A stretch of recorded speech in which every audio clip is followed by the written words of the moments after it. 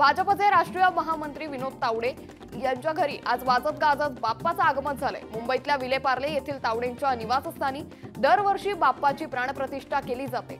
आज बाप्पाच्या मिरवणुकीत विनोद तावडे हे सहकुटुंब ठेका धरताना पाहायला मिळाले। पुण्यातील भाऊसाहेब रंगारी गणपतीच्या प्राणप्रतिष्ठेच्या मिरवणुकीत अभिनेता सिद्धार्थ जाधव सहभागी झालाय।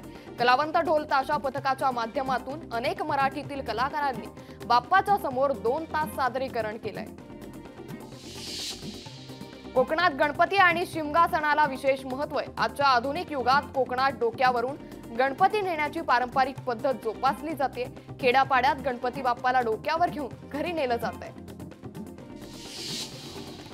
धनगर समाजाला घरकुलाचा लाभ देण्याची मागणी करण्यात आली आहे। अभ्युदय मेघेंनी जिल्हाधिकाऱ्यांना निवेदन देत ही मागणी केली आहे। प्रधानमंत्री आवास योजनेतील घरकुलाचे पैसे लवकर लाभार्थ्यांच्या खात्यात जमा करण्याची मागणीही करण्यात आली आहे। धावत्या गोदावरी एक्सप्रेसमधील गणेशोत्सव यंदा खंडित होणार आहे। रेल्वे प्रशासनाच्या निर्णयामुळे हा गणेशोत्सव खंडित होणार असून यामुळे प्रवाशांमध्ये मोठ्या प्रमाणात नाराजी आहे। गेल्या 27 वर्षांपासूनची परंपरा यंदा खंडित होणार आहे। छत्रपती संभाजीनगरमधील घाटी रुग्णालयाच्या बांधकाम विभागात तोडफोड केल्याचा प्रकार घडलाय। ड्रेनेजच्या समस्यांना नागरिक त्रस्त असल्यानं संतप्त तरुणांकडून बांधकाम विभागाच्या कार्यालयाची तोडफोड करण्यात आली आहे। सोशल मीडियावर लाईव्ह करत ही तोडफोड करण्यात आली आहे।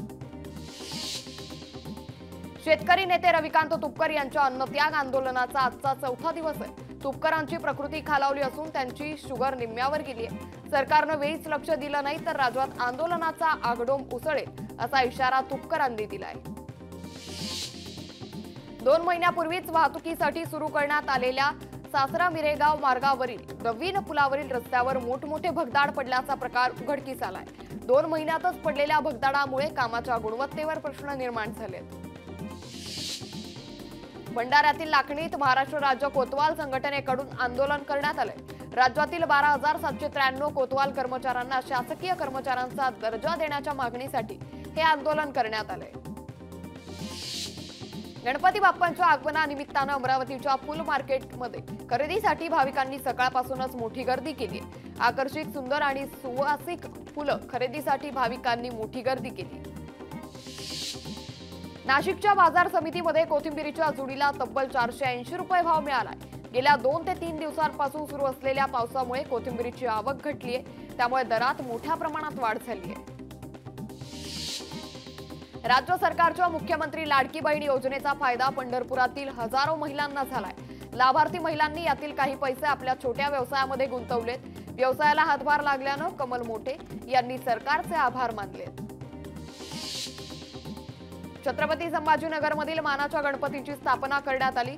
यावेळी मानाच्या गणपतीच्या आरतीसाठी चंद्रकांत खैरे उपस्थित होते। खैरे यांनी गणपतीच्या चरणी आपचे सरकार येवो असं साकडं घातलंय। 17 सप्टेंबर ते 2 ऑक्टोबर राष्ट्रनेता ते राष्ट्रपिता सेवा पंधरवाडाचं आयोजन करण्यात आले। पंतप्रधान नरेंद्र मोदी यांच्या जन्मदिनापासून ते राष्ट्रपिता महात्मा गांधी यांच्या जयंतीपर्यंत हा सेवा पंधरवाडा राबवण्यात येणार आहे।